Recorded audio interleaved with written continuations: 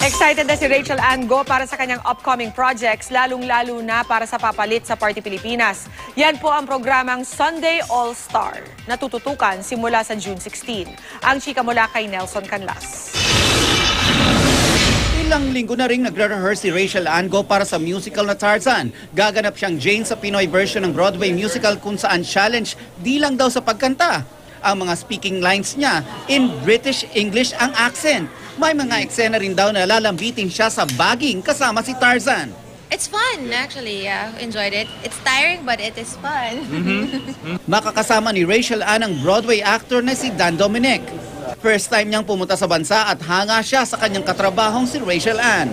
It's been fun and she sounds great. Really? Yeah, Oh, thank you. I like it. Sa June 14 ang opening ng Tarzan sa Miracle Theater.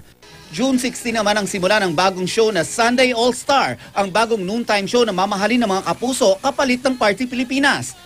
Excited daw si Rachel Ann dahil makakasama niya dito ang ilan sa kanyang mga kaibigan.